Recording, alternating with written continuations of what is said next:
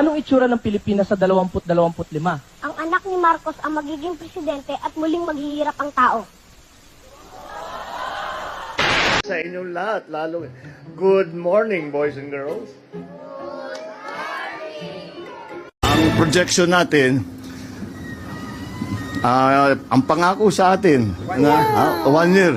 So, ang pangako sa akin, pagka umulan ulit, hindi na magbabaha. So, mga 9 months na trabaho, bago dadating ulit ang ulan, hopefully by that time, hindi na tayo makakakita ng baha. Kagaya ng nakita natin noon.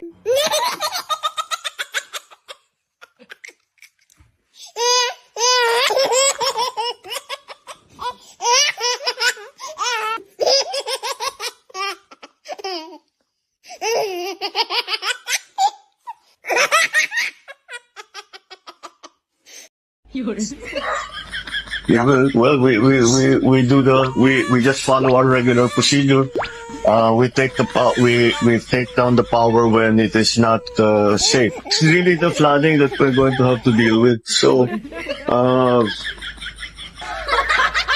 anong gagawin natin? Yeah, ito yung, meron kinakabit dito. Dito may filter na kinakabit dito. Tuturuan kayo ng mga DSW. Ito yung buo. Ito, yan. Paglabas ng tubig dito, malinis na. Pwede nang inumin. Para makasiguro kayo, pwede nyo rin pakuluan pa muna. Para sigurado. Pero, iniinom namin yung lumalabas dito, hindi, buhay pa kami. Kaya okay lang. Pakinggan yung mabuti. Kahit anong sasabihin nyo, BBM is the best president. Alam nyo kung bakit? Siya lang ang nagpapabago sa Pilipinas. Yung tahimik noon na si President Duterte pa ang namumuno, magulo na ngayon.